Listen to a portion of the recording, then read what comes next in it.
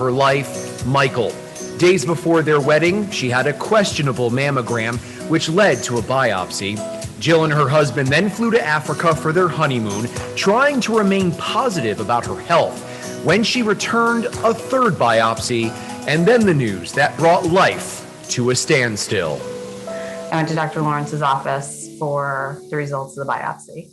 And my husband was with me, and she said, "You have DCIS." And I looked at her and I said, "What is that? I don't know what that is." And then she said the words, "You have breast cancer." And we were just shattered, just absolutely shattered. The cancer stage 0, the recommendation to remove her right breast. The then 41-year-old decided she wanted a double mastectomy.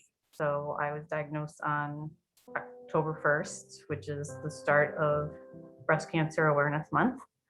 And I had my surgery 30 days later.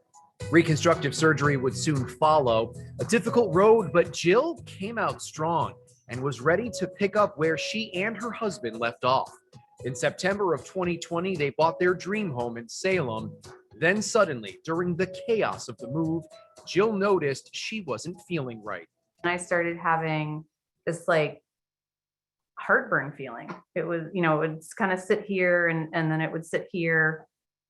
And I had some radiating pain in my right shoulder. But again, I was like, well, that's the lymph node side. It's the move, it's the move, it's the move.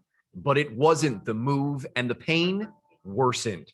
Jill ended up in the emergency room, the doctor there delivering some unsettling news. I just remember him standing in the doorway saying, "Something came up on your scan. We're going to be admitting you." I knew that that meant cancer, but I had no idea what we were talking about. Less than a year after she beat cancer the first time, Jill was diagnosed with pancreatic cancer, a new diagnosis completely unrelated to the breast cancer. Every emotion you can possibly imagine, anger, sadness, that this isn't fair. Like my husband and I haven't had enough time together. Their world shattered once again, but Jill was ready to fight and beat any odds, holding on to hope and the support of those around her. All right, I'll see you in 3 weeks. Okay. She's been responding to treatment thanks to the amazing team of doctors overseeing her care at Hartford Healthcare's Cancer Institute at the Hospital of Central Connecticut. At the same time, she's finding strength in helping others. I wanted to create some sort of way for women to feel loved and wrapped in warmth and wrapped in care. Specifically women like her who've gone through a mastectomy. Before her second diagnosis, she decided every October she would fill a basket with items that would bring a woman comfort and healing as part of her recovery. And she's remained committed, her breast surgeon then giving it to a patient who could use it. Her kindness inspiring the Jill Bertolini Symposium. Hartford Healthcare is raising money for these baskets and providing information about cancer that could save lives. The goal would be that there's enough money raised where any woman receiving a mastectomy, at least in the central region, gets one of these baskets, just to have this extra stuff coming from a woman that went through it. I hope it sends the right message, and I really hope it brings comfort to women going through this. And if this is my legacy, and as long as it just helped one woman and made her feel better, that's really all that matters to me. Making tough moments better, one basket at a time. And Jill has a message for everyone when it comes to life and living. Slow down and just take a moment and enjoy what's around you. And even if it's a bird that lands in a tree, that's a gift. And if it's the 20 extra minutes you got to spend outside going for a walk, that's a gift. If it's the 5 extra minutes you got to spend in bed cuddling with your kids, that's a gift. Finding those moments and realizing that they're gifts, and to not take them lightly. That's definitely what I've learned. And if I could impart that wisdom on other people, that would be my goal.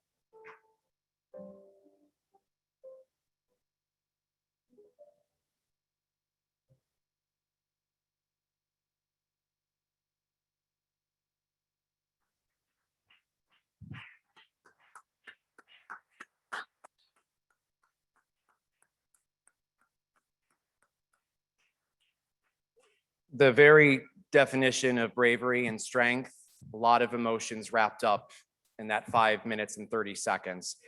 And I would like you at this point in the program to please join me in welcoming to the stage tonight's guest of honor, Jill Bertolini.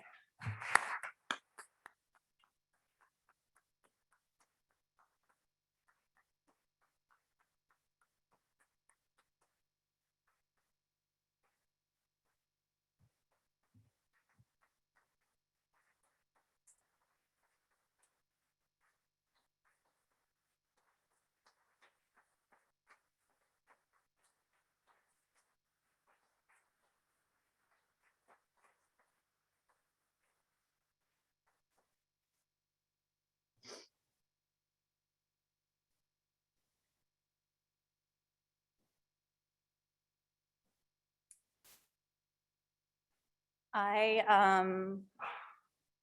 didn't actually plan anything to say because I wanted to be able to speak from the heart and be truly in the moment with all of you as we go through this evening. And that is the first time I've seen that video.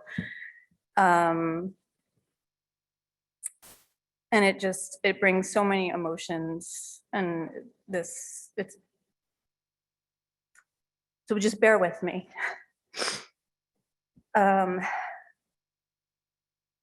This journey, and I want to talk about the word journey for a second, is as I've come to learn, people struggling with cancer don't always like that word, and I use it a lot because it's a way for me to take ownership of the path that I'm on.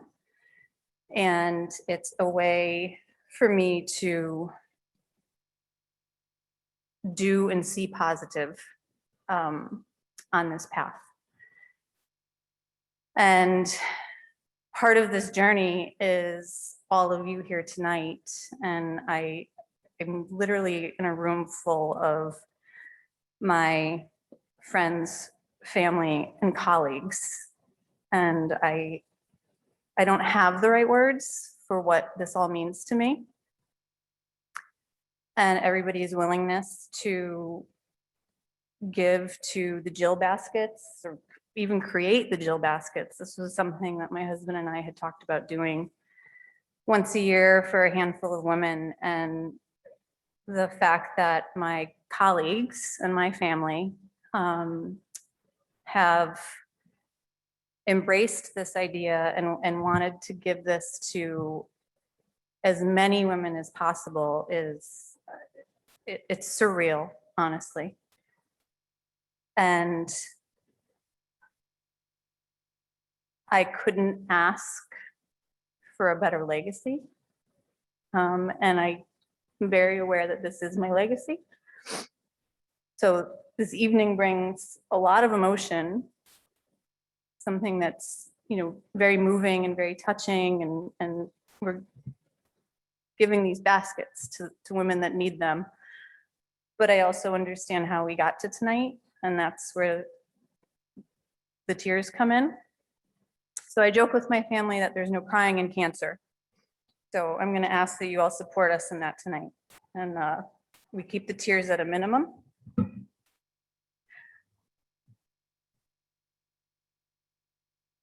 I've worked with Hartford Healthcare for 12 years. It's officially past tense. That was a tough day. 10 years at Rushford and 2 years at Central Region, and I couldn't ask for a better family. And those of you that worked with me at Rushford, you might remember one of my sayings was that people come into our lives for a season, a reason, or a lifetime.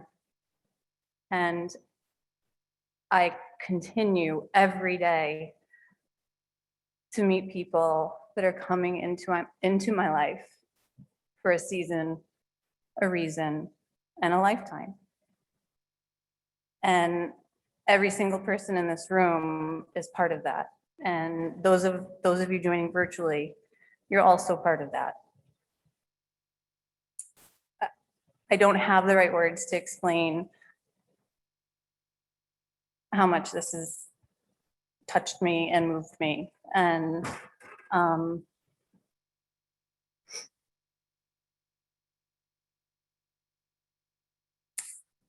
I hope that I can at least convey my gratitude to all of you, because there are no words for everything that you're all doing to support these women and to support my family through this journey that you've now been made a part of. And I thank you from the bottom of my heart for your willingness to be part of that journey and to help another woman, as many women as possible, make their journey easier.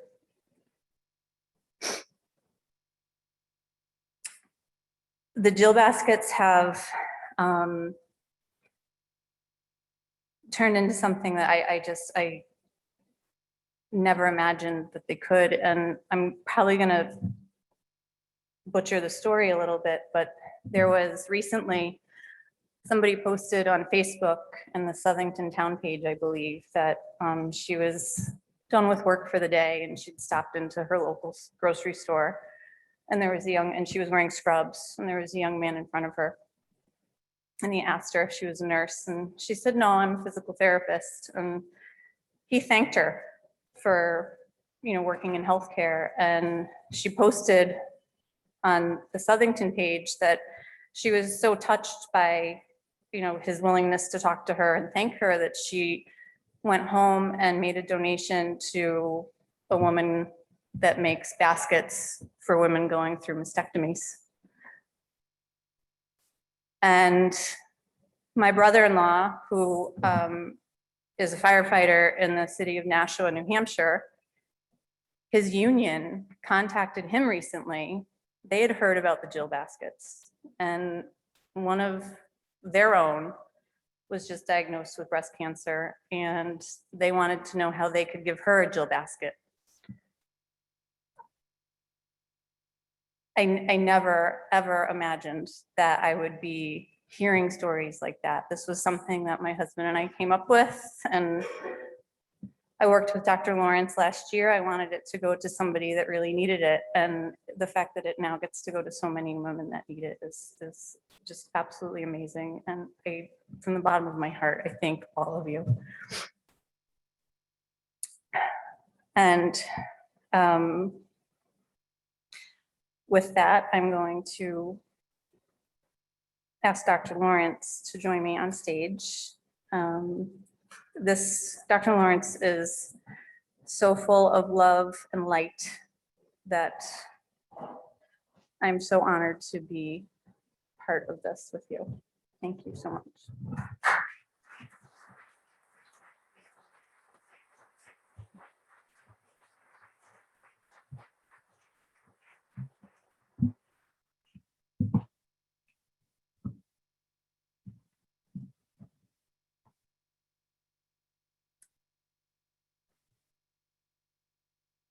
Greetings, ladies and gentlemen, and fellow comrades of Hartford Healthcare. We're so glad that you're with us this evening. I've been so excited about tonight's event for a whole host of reasons, but mostly because it's an opportunity to honor a dear friend and colleague, Jill Bertolini. More on that in a second.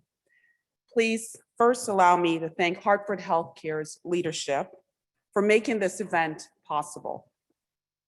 It has been said that the world belongs to those who show up, and we are blessed to work for an organization that shows up for us in the important and essential ways. My sincere gratitude to Gary Havigan, our Regional Vice President of Medical Affairs, Dr. Jeff Finkelstein, and our planning team, including Denise Jones-Gagney, Brian Spears, Sean Curtin, Stephanie Armling, Paula Prezzo, Amanda Blazik, and Tina Fabiani. Without your support and hard work, this event would not be possible this evening. So back to honoring a dear friend and colleague. You know, every now and then in our world, someone extraordinary knocks at our door. Sometimes that extraordinary person fills a professional space, and other times that extraordinary person fills a personal space. But every now and then, and just every now and then, not very often to be sure, you meet someone extraordinary that becomes a part of your personal and professional world. And that is exactly what happened when Jill Bertolini came into our lives at Hartford Healthcare. First at Rushford and later in the Central Region. Jill brought passion and compassion to her role as Director of Physician Services, where she directed and oversaw programs designed to foster positive relationships between physicians and hospitals, as well as other Hartford healthcare facilities. In many ways, Jill has been the quarterback for physicians, helping us to navigate whatever challenges comes our way.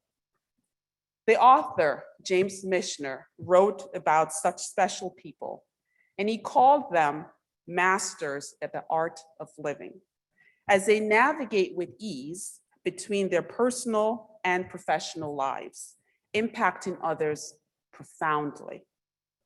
And I believe Michener was referring to Jill when he wrote those words many years ago. Please allow me to read these words to you now. The master in the art of living makes little distinction between her work and her play, her labor and her leisure, her mind and her body, her information and her recreation, her love and her religion. She hardly knows which is which. She simply pursues her vision of excellence at whatever she does, leaving others to decide whether she is working or playing. To her, she's always doing both. Now I ask you, ladies and gentlemen, is that not Jill Bertolini?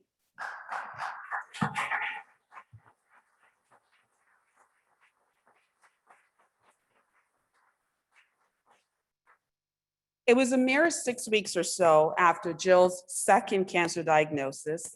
She showed up at my office with her husband, Mike, in tow, with a rather large basket filled with items she found invaluable during her post-mastectomy recovery phase.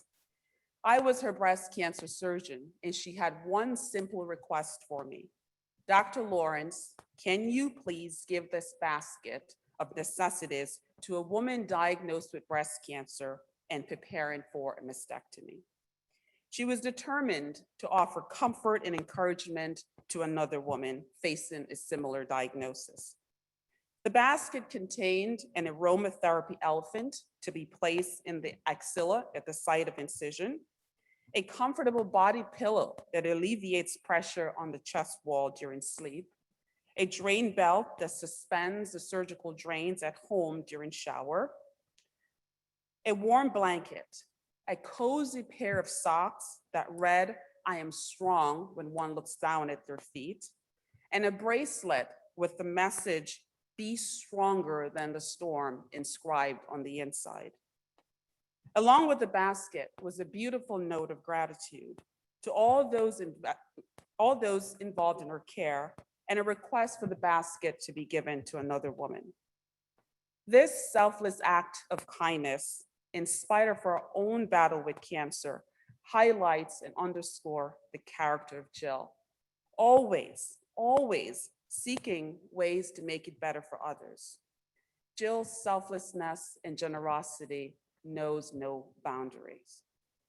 Last October, when we learned of Jill's second cancer diagnosis in less than a year, many of us within Hartford Healthcare began identifying ways in which we can honor a woman who's done so much to support and uplift others.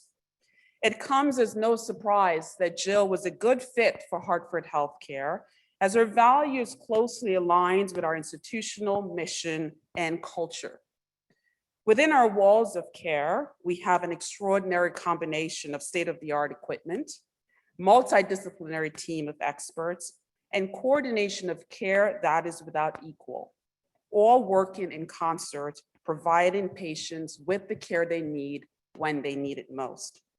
Our facilities are built to provide the best possible care for the best possible outcome. Our staff is committed to making every patient experience a positive one, even when the diagnosis is cancer. From the moment a woman schedules a mammogram, she's never alone. And this brings us to the reason for our gathering tonight. No one fights alone. Sometimes darkness creeps into our existence, uninvited, and we are challenged to identify new sources of light. I'd like to invite you to participate in an exercise with me this evening. Please grab your cell phones. Can you hold your phones up once you have them in hand? When I call your name, please turn on your light and point it at the ceiling. Jill Bertolini, Mike Furlan, Bernice Bertolini, Gary Havokin, Megan Havokin, Dr. Jeff Finkelstein, Chris Popovich, Brian Spiros, Dr. Rekha Singh, Tom Kappas, and Brenda Kessenbaum. Now, everyone else in this auditorium, please turn on the lights on your phone.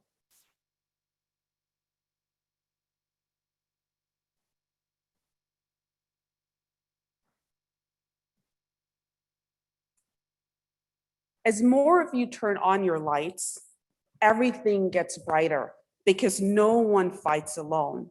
See, lights represents hope and courage to face the unknown head on.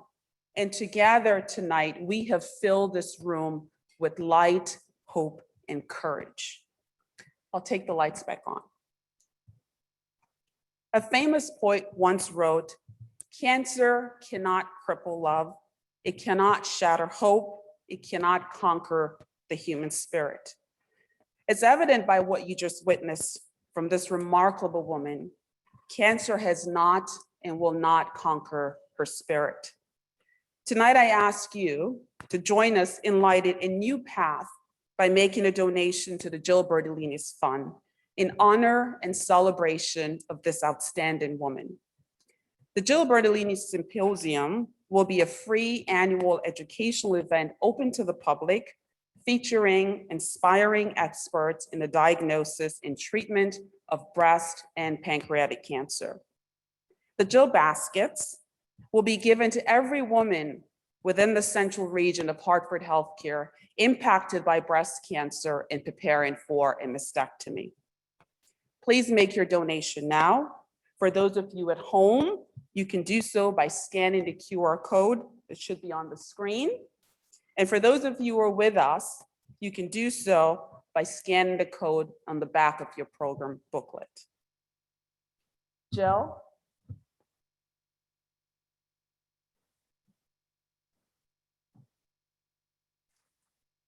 We love you to the moon and back. You have enriched our lives beyond belief, Jill. You're a grace, love, courage, grit, and kindness personified. Thank you for being that extraordinary woman that you are.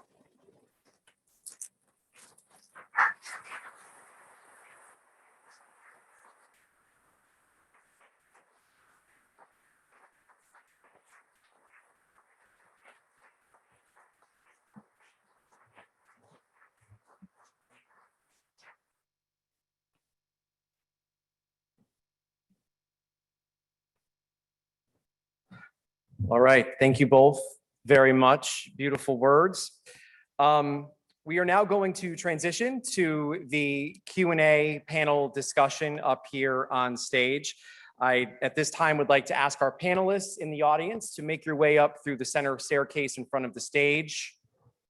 Please watch where you step. I had several of you ask me if I could catch you if you fall, and I don't want to have to do that. As that is happening, I'd ask the rest of you to please draw your attention to the front of the stage for a musical performance. by Denise Jones-Gagney, our Community Outreach and Program Manager for the Cancer Institute at the Hospital of Central Connecticut, accompanied by Chris Nykirk, performing the song Rise Up. Rise Up.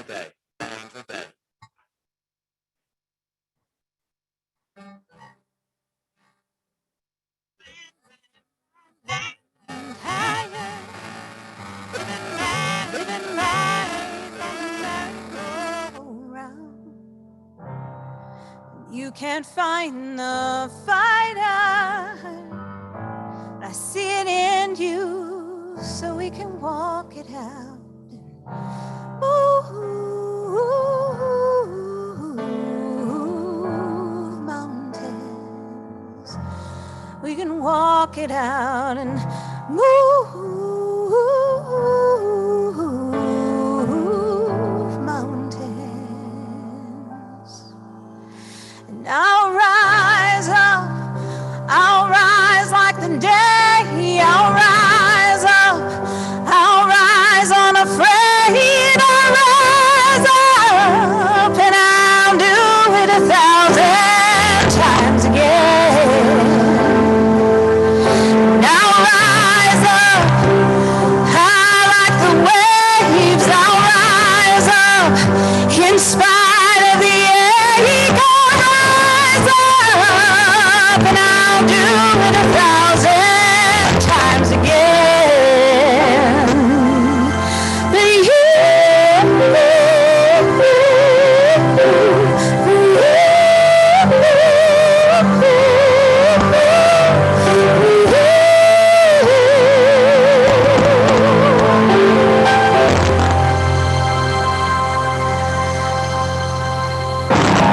But silence is in my head, and it feels like it's getting hard to breathe. I know you feel like dying, and I promise we'll bring the world to its feet and move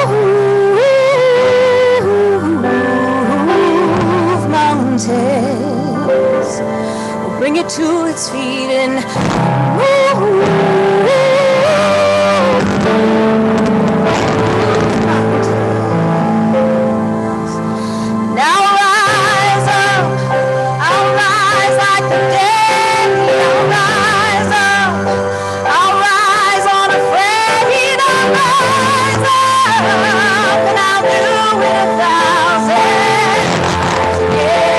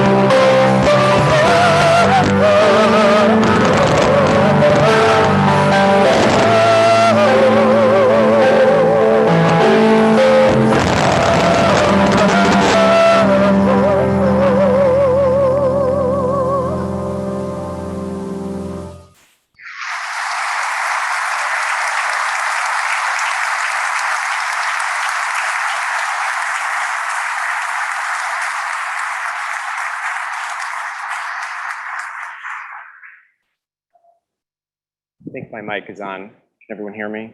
Yes? There we go. Beautiful. Denise, both of you, thank you very much. Chris, that was beautiful. How you doing? Just want to check in on you. Okay. My mascara. You look good.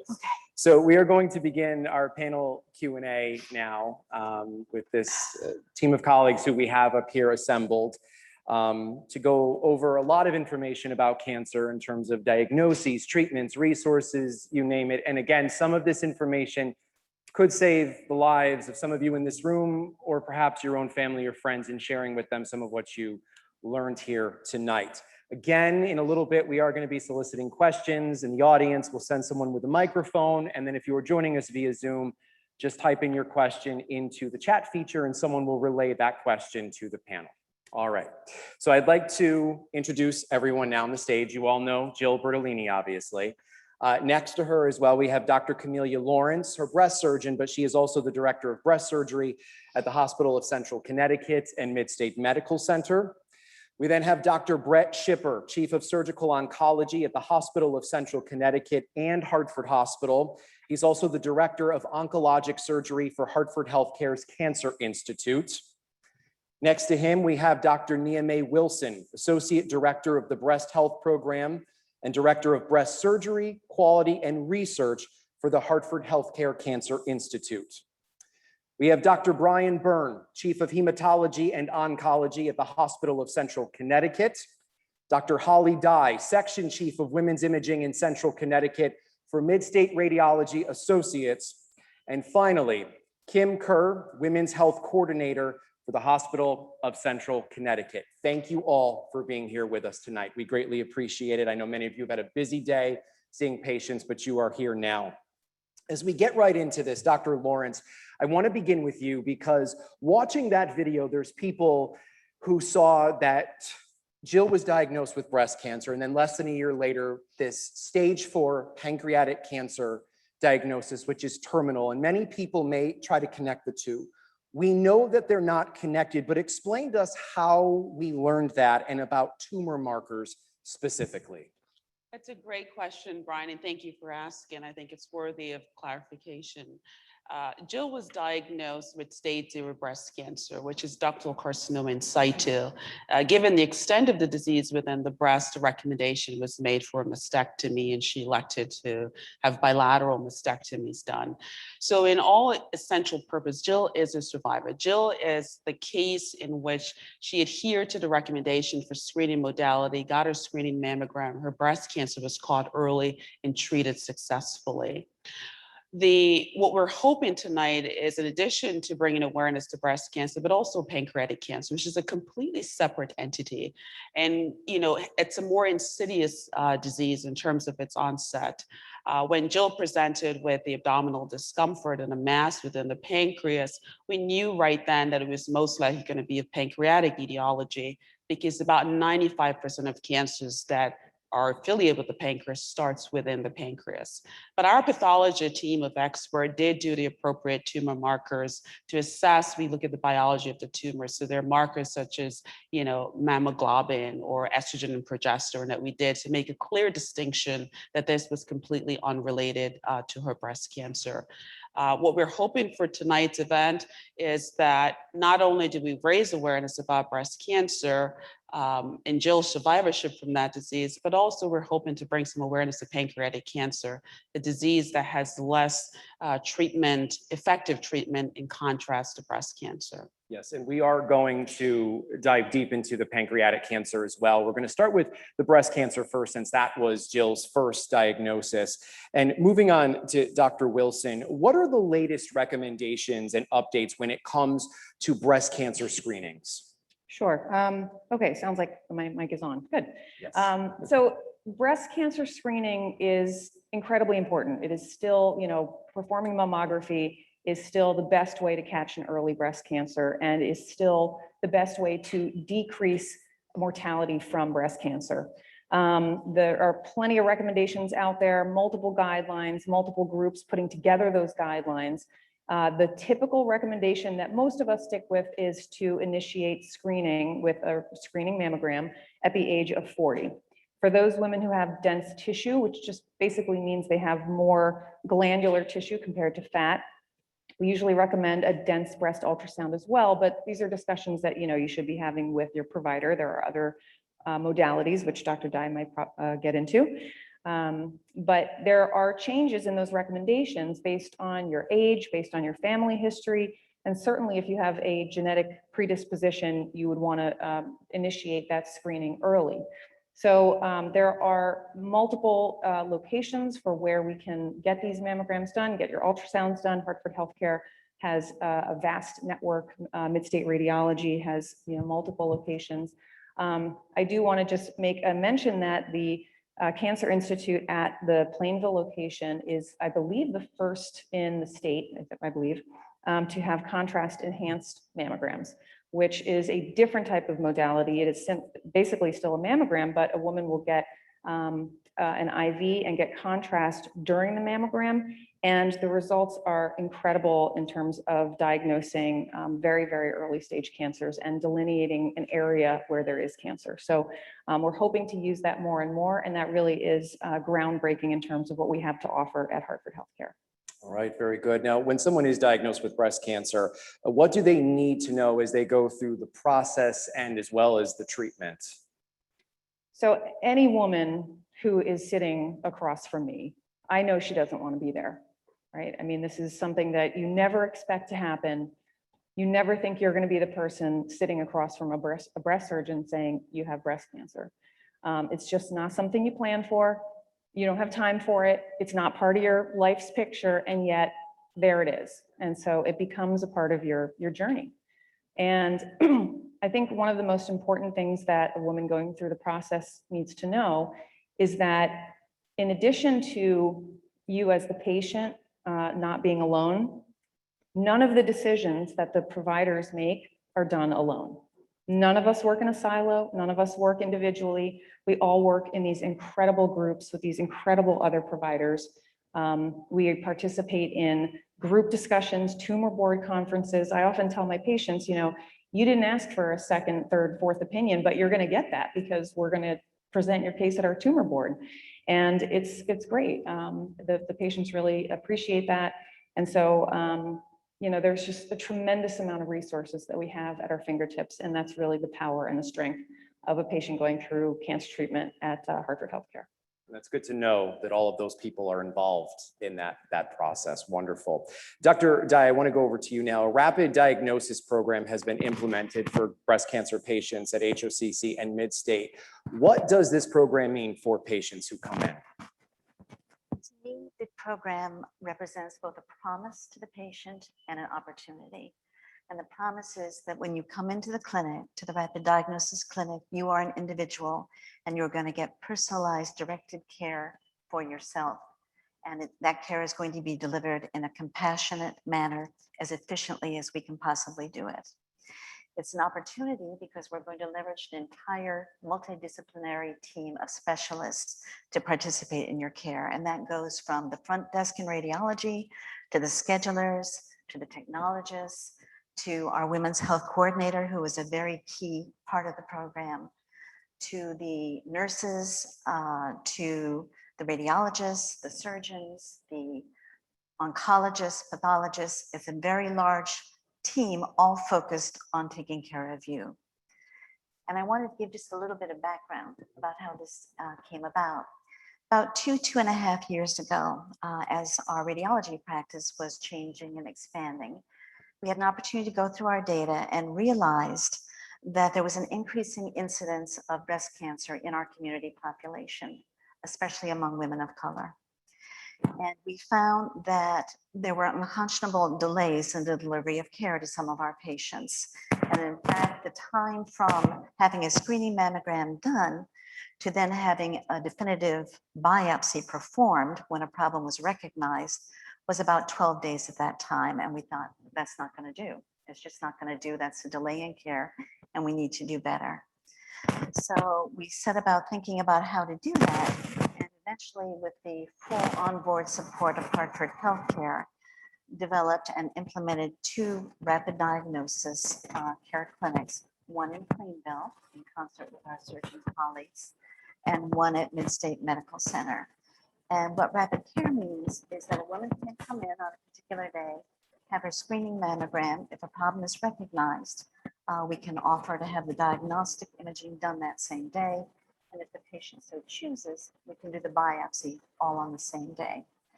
And that's important not only from the physical care of the patient, but from the emotional care.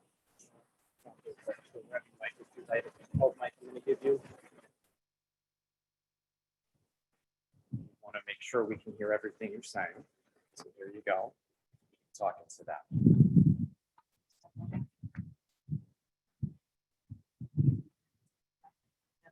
It should be on. We can put the Okay. extra mic on. Do That's we have just it? closer. There we Okay. go. All right. Okay. Sorry. Continue, not your fault. Okay, so, yes, so we implemented these comprehensive breast care centers at both Plainville at the Imaging Center and at Midstate Medical Center. And it means that we efficiently take care of the patients if they choose to have the procedures done that way, all on the same day. It involves working closely with our colleagues and with the support of Hartford Healthcare. It's been a great advantage in terms of having the structural efficiency, both in Plainville and at Midstate. The surgeons are located right down the hall from us, so they are available for consults and for explanations and for continuity of care. Our women's healthcare coordinator, Kim is sitting to my right here, is very important to the program because when a diagnosis is made from imaging, typically the radiologist will go in and speak with the patient, explain that there is a possible issue and that there's a recommendation for a biopsy. But then the patient is escorted to meet Kim or one of our other women's health coordinators. And the coordinator makes sure that the patient gets everything they need, both a more detailed explanation of what the radiologist has discussed, an appointment to see a surgeon if needed, an appointment to get any further imaging done that may be needed. Can make sure that the referring clinician is looped in, that the referring clinician gets all the information they need, the final reports that are issued from radiology, and that the surgeons, oncologists, and pathologists are all looped into what we're doing.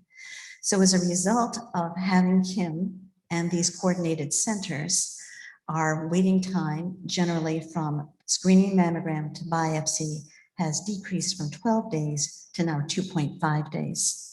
And that 2.5 days is actually a little longer than it needs to be because some women aren't ready to have a biopsy the same day. They want to discuss it with family, go over it with their referring clinician, and they just need to absorb all the information that's presented to them.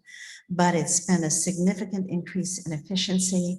And along with that, there's a reduction in anxiety because certainly that's a very important and difficult part of what a woman goes through when they have a new diagnosis of a breast cancer or possible diagnosis of a breast cancer.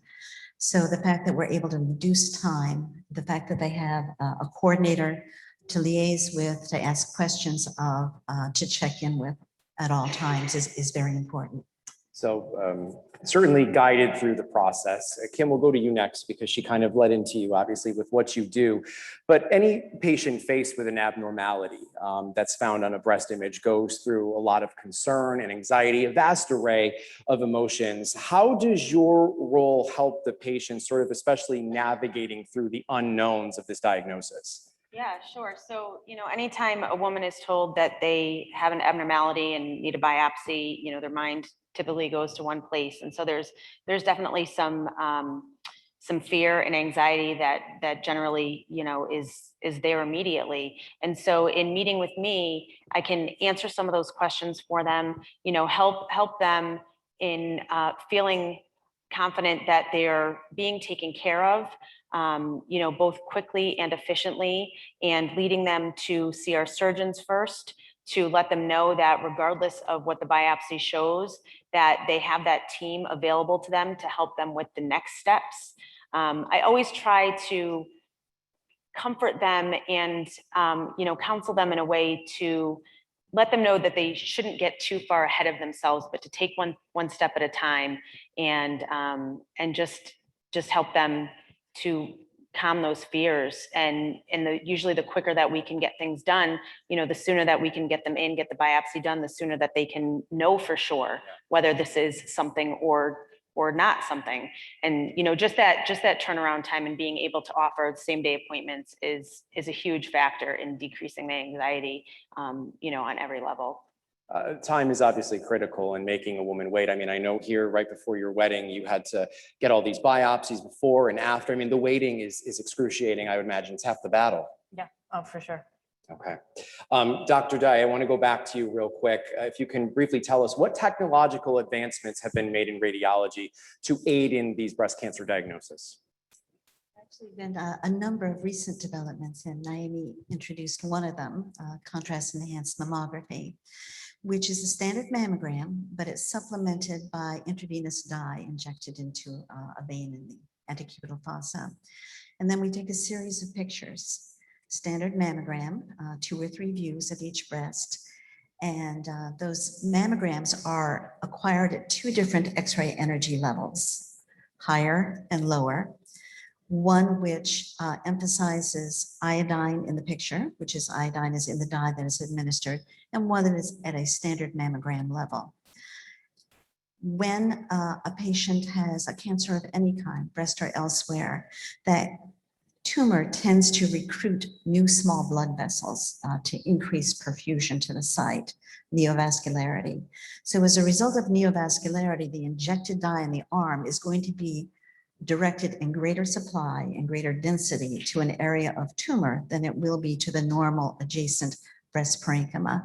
So this imaging takes advantage of that difference. The 2 image sets, one acquired at a higher X-ray peak, one at the lower, are subtracted. And what you get is an image that only displays area of increased vascularity and emphasizes the detection of tumors. It's exciting. It's actually been in use in Europe for some time now and is just now gaining some interest and use in the United States. And we've had a few cases already where I've been really impressed on what we found. For example, we had a woman with a very small density on her mammogram that had been there for a number of years. It made a very slight change several years after it was first identified. And based on that slight change, we did additional imaging, including contrast enhanced mammography. Well, it was the only thing in her breast that lit up. It was biopsied, and that was a very small malignancy in the breast. Wow, So very impressive. it really was. So that's one of the things we have for a number of years now. I'd say 2016, 2017, we've been doing digital breast tomosynthesis, which is a mammogram, kind of an enhanced mammogram, where we use equipment that takes not a single picture, but the camera makes an arc around the woman's breast, and it's taking several data points along that arc. A computer then takes all that data and reconstructs it into tomograms, like a CT kind of, where instead of one picture, you get several slices, several images through the breast. So depending on the density and the size of the breast, you could get anywhere from 20 images to 100 images to review. And that technology has been very useful in the detection of cancer, especially in women with dense breast tissue, and very impressive in the detection of invasive carcinomas, the more dangerous type that have spread into the breast parenchyma.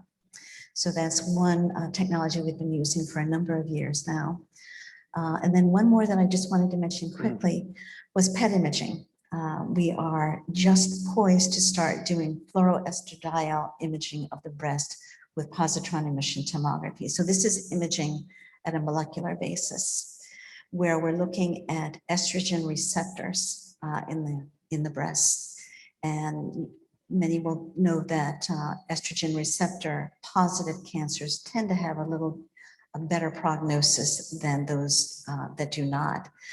And it's important to know whether an estrogen receptor positive tumor is positive throughout its extent, or whether the tumor is more heterogeneous with only pockets of areas that have estrogen receptor positivity. And you may not know that from a biopsy because you generally are taking a biopsy from one spot, not several spots within the tumor. So this imaging can tell you something about the heterogeneity of the tumor, how avid the estrogen receptor activity is, and perhaps provide information about how treatment may affect that tumor. A tumor that has very avid uptake of the radiopharmaceutical, a lot of estrogen receptors may respond well to hormonal treatment. And so this type of imaging may in the future be predictive for that kind of case. So case in point, there's a lot of technological advancements when it comes to breast cancer, which is certainly very good news. So thank you for all that. We're going to transition now, and we'll revisit some other questions with some of you in a little bit, but I want to transition to pancreatic cancer. Jill, if they can bring up your mic real quick, you shared with me when you were diagnosed, you knew nothing about pancreatic cancer. I mean, you heard those words. And really, what did you think as you heard that you had the second diagnosis and it was stage 4 pancreatic cancer?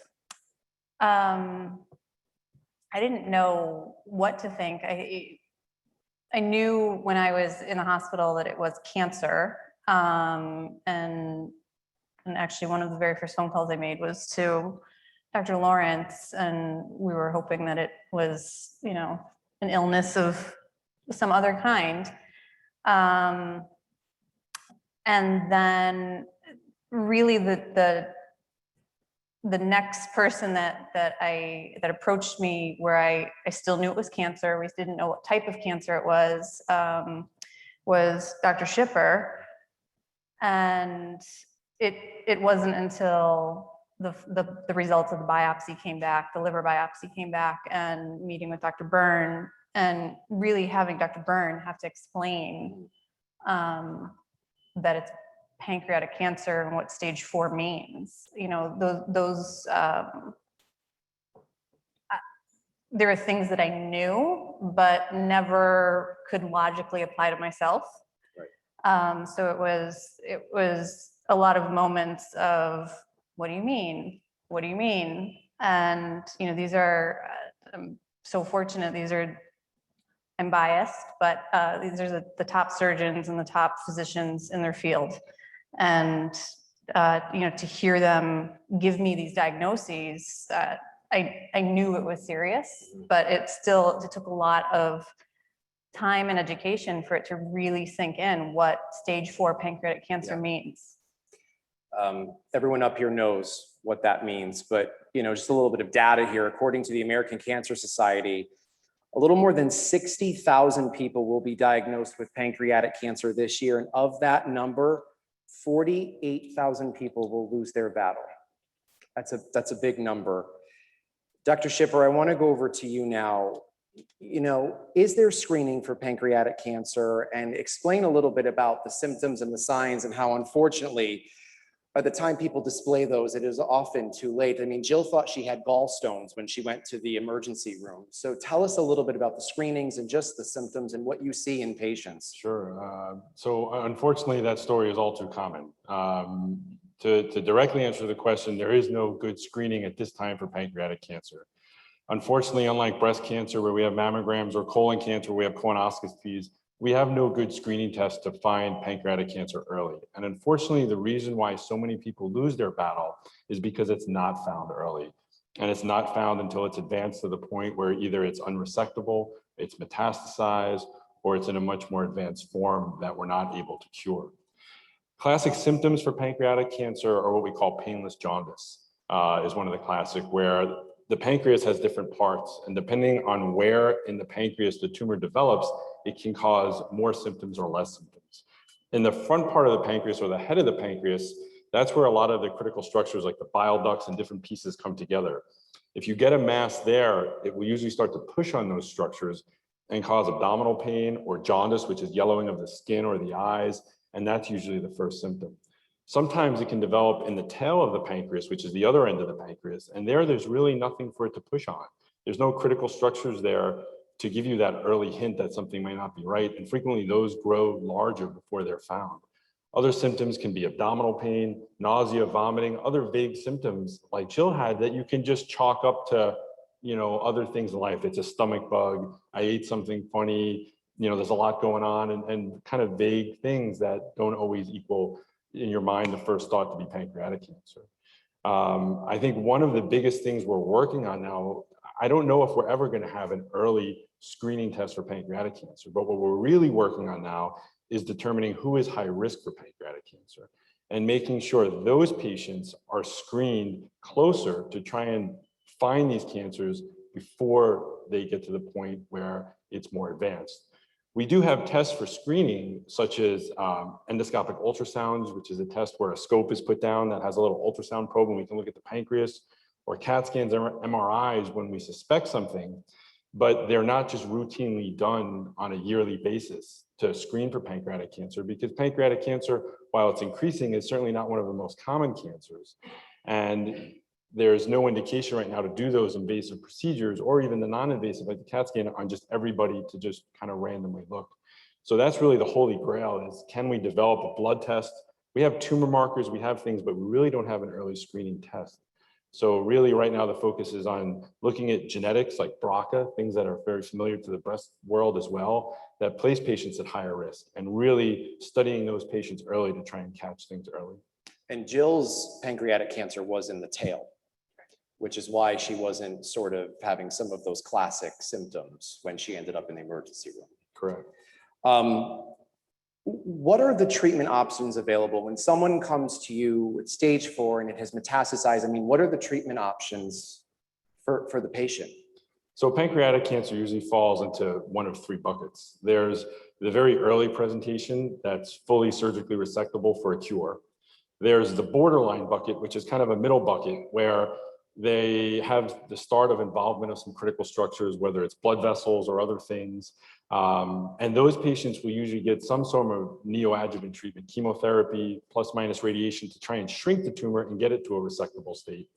And then there's the third bucket, which is the unresectable, which are people with gross major involvement of critical structures that we can't remove, or metastatic disease. And those patients is where, Dr. Byrne and the medical oncologist really play a huge role, as well as all the buckets. I shouldn't say just that bucket, but those buckets, surgery at that point is not an option. So that's where my toolbox, I don't have anything for. And it's really up to the medical oncologist and the radiation oncologist to use chemotherapy or radiation to try and really take control. And I'll segue over now to Dr. Byrne. What advancements have been made when it comes to pancreatic cancer treatment? So in the last few years, we have made a few advances in the use of chemotherapy for treating pancreatic cancer. In 2005 or 2006, we were all excited because we had our first drug that prolonged survival in pancreatic cancer.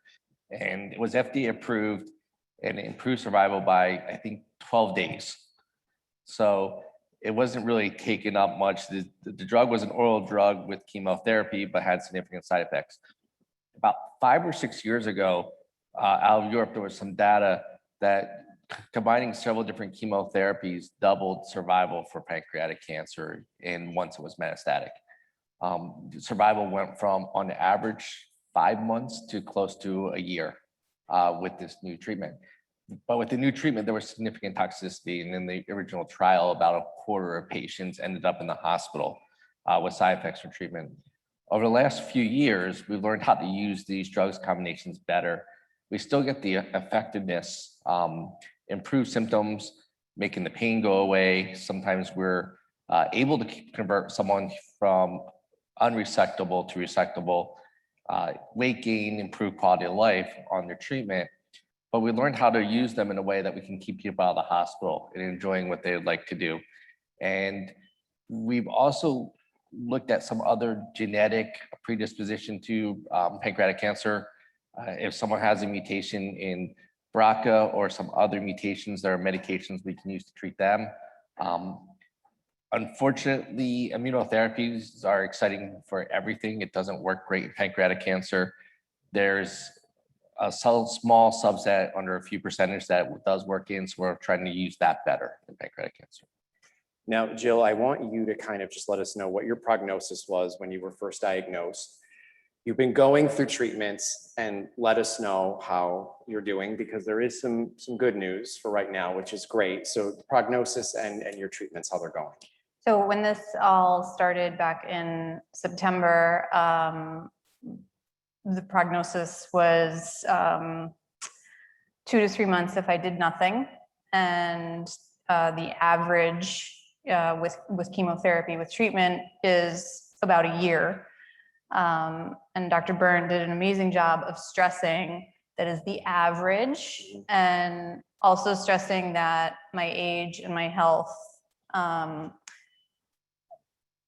which it's funny to say, my health, but my age and my health at that time should help me beat that average. We started on, and I murder all of the names of the chemotherapies, so if there's any pharmacists in the room, I apologize. We started on FOLFIRINOX. And that chemotherapy, we started on that about a month, about 4 to 5 weeks after I was diagnosed. And Dr. Byrne was very upfront with me, all of the side effects that I would most likely experience, hair loss, nausea, vomiting, neuropathy. And I got very sick from one of the chemos in that chemo cocktail.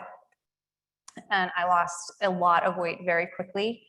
And I had maybe out of 14 days, I have chemotherapy every 2 to 3 weeks. And maybe out of 14 days, I would have one day where I could actually make it out of the house or off the couch for an hour or so.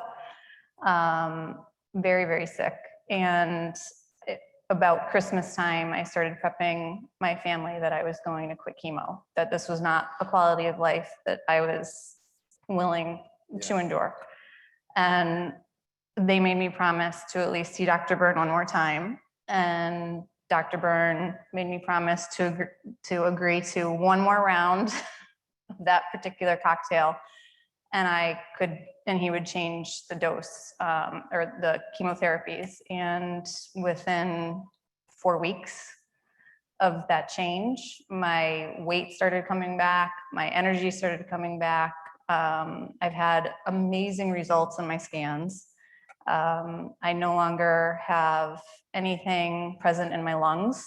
The mass on my pancreas continues to shrink, and the areas of my liver have been broken up, and they've continued to shrink as well. And I feel amazing. I have a fair amount of energy. I'm on my 17th round of chemotherapy. So I get tired, but I store up my energy as much as I can, and then I attack the world every day. And I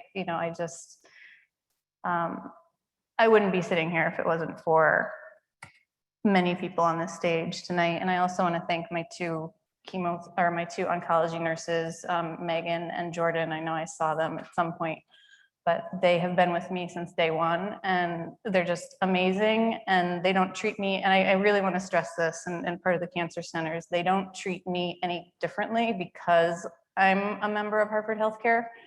This is how they treat all of their patients. And this is how these physicians treat all of their patients. Good to know. All right, so I want to open the floor now to questions. Is there anyone who has a question? If so, raise your hand. We'll send a mic over to you. Don't be bashful. Yes, Tina, we have two. We'll get back there and then we'll come up front.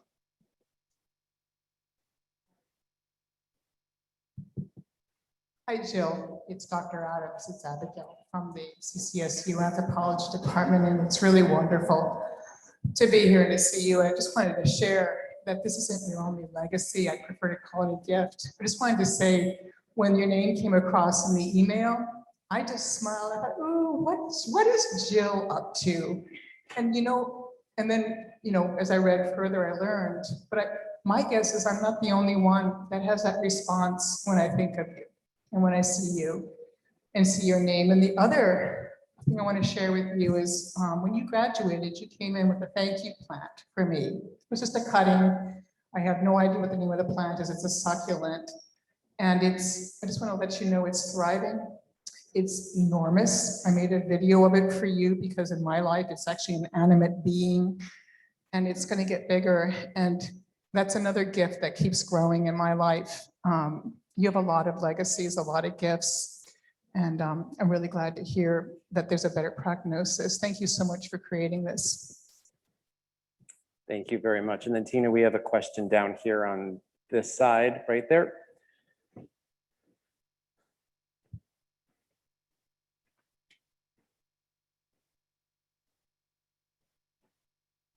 Hi, I had a question about the 60,000 people that are diagnosed with pancreatic cancer. Jill, when you heard that you were at stage 4, how long do they think you had cancer before you were diagnosed? I'm going to actually turn that over to everybody up here, but I believe that's the $1 million question. I don't really think that there's a way to determine how long my cancer had been growing. Yeah, there's no good way to know 100% how long it's been there. Usually, there are different kinds of pancreatic cancer. So depending on which kind you have, there's an adenocarcinoma, there's a neuroendocrine variety. They each grow slightly differently, but more likely than not, it was there for, probably a few months before it was identified. Anyone else? Over here.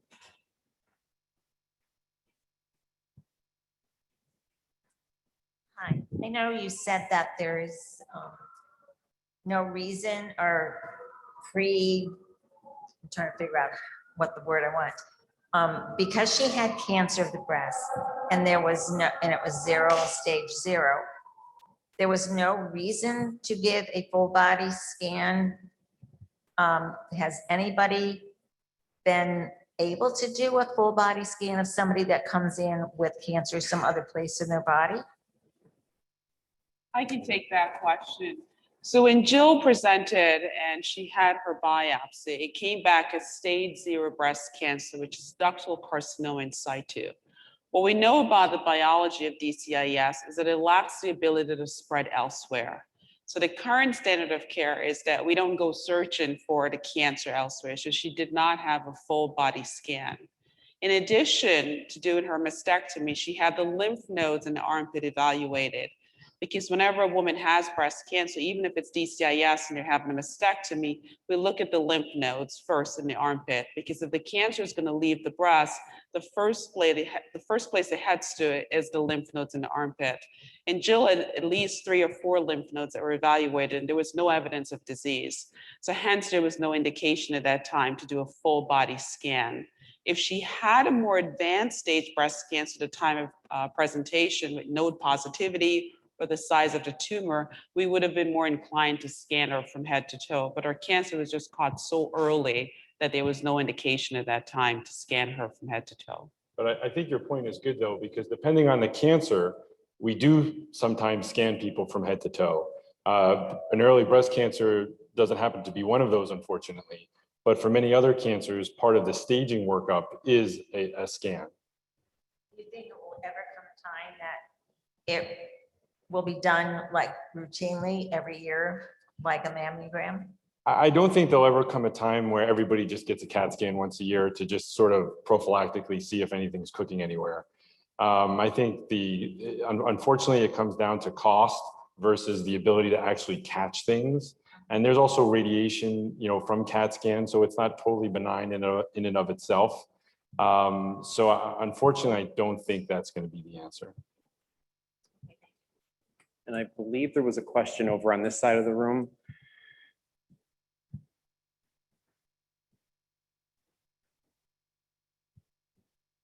Jill, hi, Wiley Hosmer. I'm one of the medical oncologists. I'm not sure if we've crossed paths or not. I work with Dr. Byrne.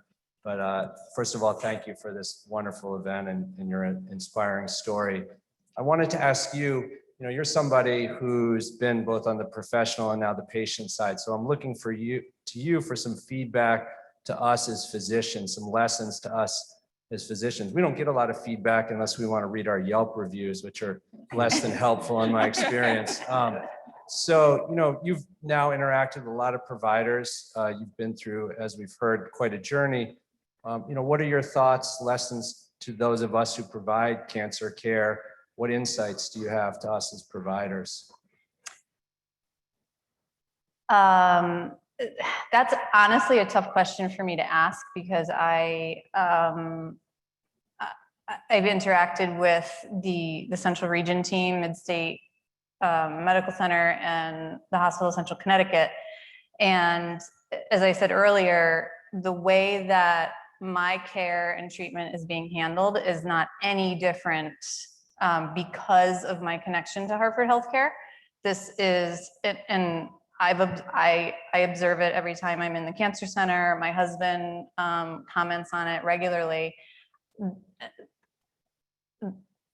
The physicians treat their patients as if they were their own family. I actually specifically remember asking Dr. Byrne, would you prescribe this chemo regimen for your mother, sister, daughter? And he said, yes, absolutely. Dr. Byrne really impressed us because he said, I want you to get a second opinion. I want you to talk to, whether it's Sloan Kettering, whether it's Dana-Farber, MD Anderson, I want you to get a second opinion. And I personally didn't feel the need to get a second opinion because I trust this team so much.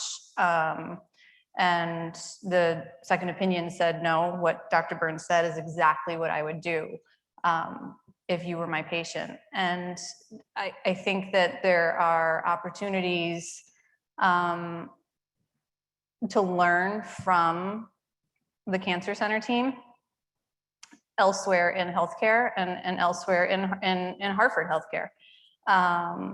They go above and beyond every day and really take the time to sit and listen, be in the moment. And, some of us know what, productivity models look like. And that's a tough, and I know that's a tough balance to keep, but you would never know that these physicians are juggling multiple things and multiple patients when they are with you. Thank you. Jill? So we're coming up on time. I'm sorry, Jason, can I have one more? Yes. Over here. Keep looking, keep coming. Oh, There we yeah, go. Sorry. Hi, Jill. So my name is Jim O'Day, and I run our behavioral health network. So you guys in the Central Region had Jill for 2 years. We had her for 10 at Rushford. And on behalf of Rushford, what you're doing now is what you did for 10 years for all of our patients. I had the privilege of working directly with Jill for quite a few years at Rushford. And Jill first was hired as a clinician, moved up to be a supervisor, then became a manager, then became a director. And through actually Hartford Healthcare, met Jeff Finkelstein at a leadership development thing that we referred you to. And Jeff called me one day and said, Jim, I think I need to poach somebody. I want to talk to you about Jill. So the work that you're doing here for Jill's Baskets, to me, is just echoing what you did for 10 years at Rushford for thousands and thousands of patients that came through our care. So on behalf of the people who had you for 10 years, we just want to say thank you.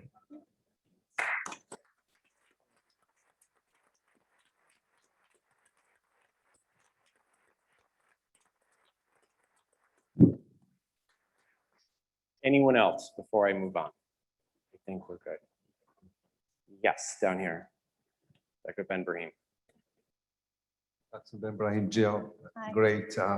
I just want to ask your husband, has he been supported well with our system? And do you have any other input for us to make it better for the family?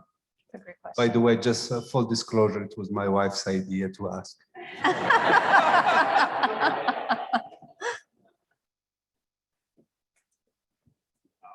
I think, Tina, do you want to bring the mic over to him? And you can. And before you answer, Mike, this was a question I wanted to close with. I think it's so important for us to talk about. We talk about the patients, but the families who are also around those individuals and what they go through in all of this. And I have to tell you, as a husband myself, watching you with her, it has been difficult for me, and you have been so strong as well, and I admire that. And so if you can just speak to what Dr. Ben Brahim asked about the family aspect and being around her and with her. I'll tell you that not a door at Hartford Healthcare has been shut. Yeah, I've had nothing but open doors in every part of her treatment. And that's really all you can ask for. I mean, I see the way they treat her. And, you know, I told Gary Havigan earlier that I meant to write him a letter, but I'm kind of busy with an excavation project in the backyard. But I meant to write him a letter and just tell him, you know, what they're doing at the Cancer Institute is right. And we spend a lot of time in our lives talking about what's wrong. You know, you alluded to the Yelp reviews. You know, everybody likes to tell a bad story. Nobody likes to tell a good story. And there's a lot of good in Jill's story. There's a lot of good in it. I mean, once you get past the really, really bad part. And I'm telling you, what you guys are doing is right. You know, I've had the social workers reach out to me. They came and sat with me for chemo sessions because I refused to go to a therapist. I mean, all sorts of things. I was included in every part of this. While I got the microphone, though, I would like to ask a question to the medical professionals.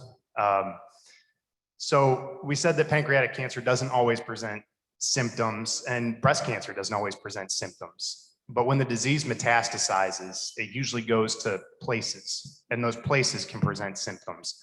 So in the interest of the common good for the people here, where does it go? Where do these cancers go? And how can people maybe identify them after they've spread, but maybe early enough to make a difference? And with that, I'll turn it over. I can take the breast cancer one quickly. So with breast, we're lucky in the sense that usually by the time something has grown large and it's going to metastasize, there's going to potentially be some change in the breast, and it's external. It's, you know, their skin, there's a lumpiness that most patients will potentially feel.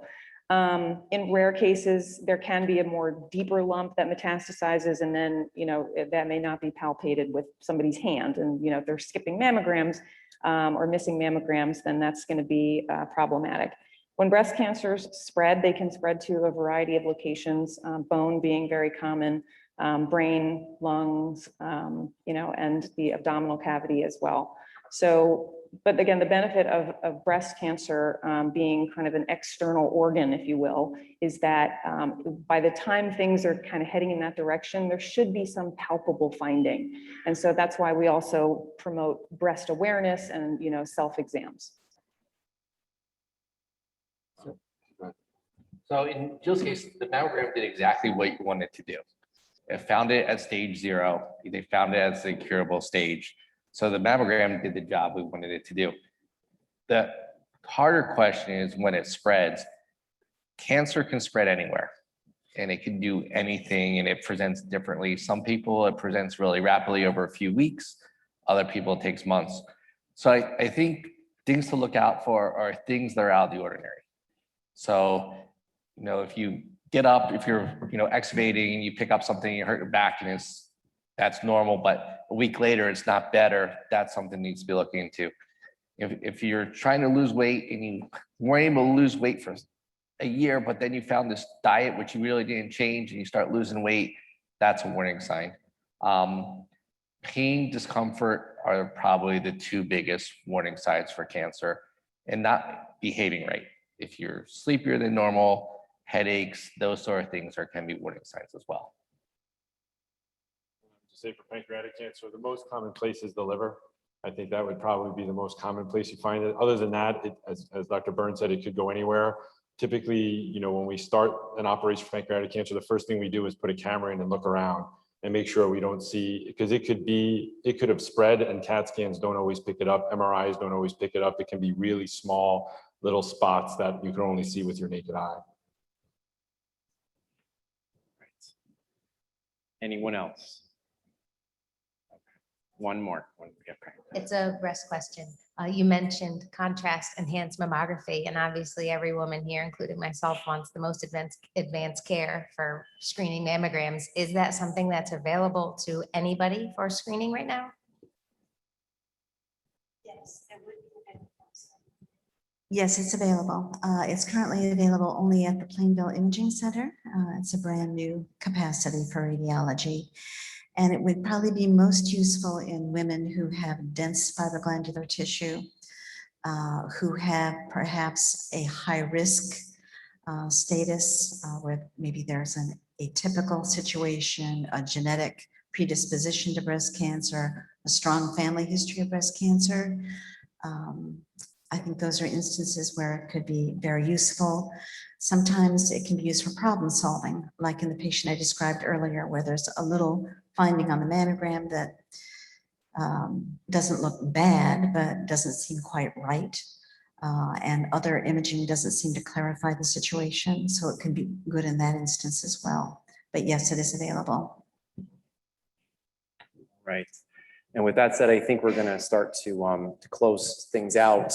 We could go on and have more of these conversations. It's a very robust topic, but Kim Kerr, Dr. Dye, Dr. Byrne, Dr. Wilson, Dr. Shipper, and Dr. Lawrence, I want to thank you all for your participation and your insight and the information that you've spoken about here today. And I just want to give a moment to Jill to sort of close us out here with any emotions you're feeling or remarks about tonight and just what all of this means to you. All of the emotions. Maybe not all of them. All of them.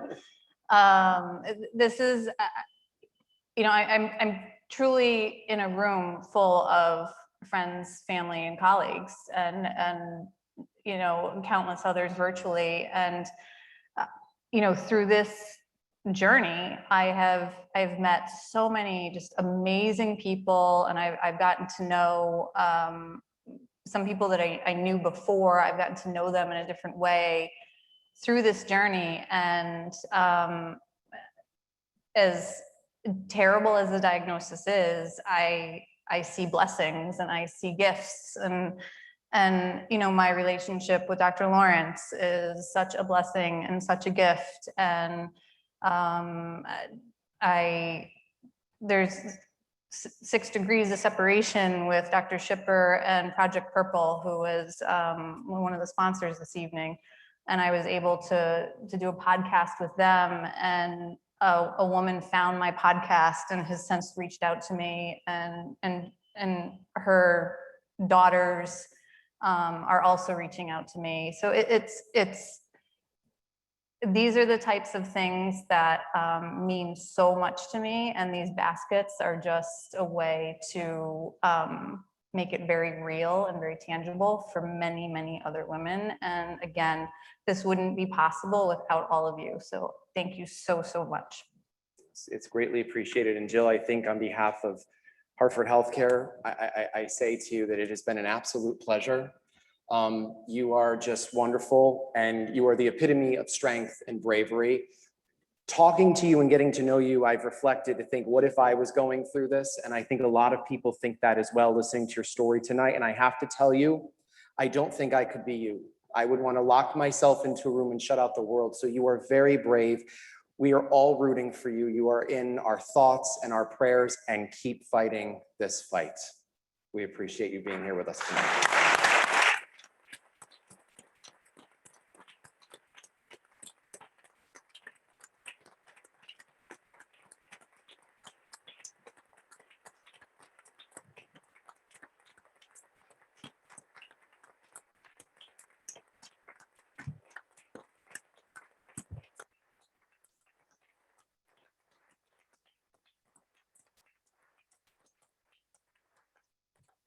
Thank you all. That concludes the symposium. Again, thank you for your generosity taking part. Again, you can still donate. All the information there on your program. Enjoy the rest of the evening.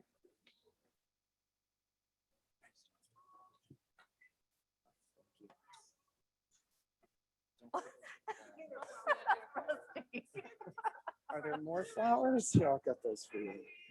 I got them.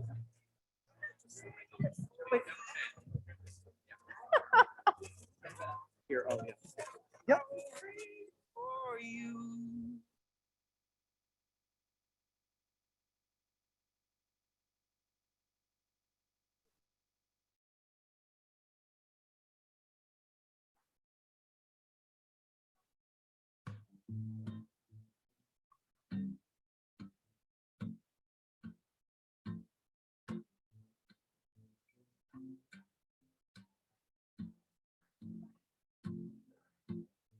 been holding my breath, I've been counting down for something you said. I've been holding back tears while you throw back beers on the moment. You know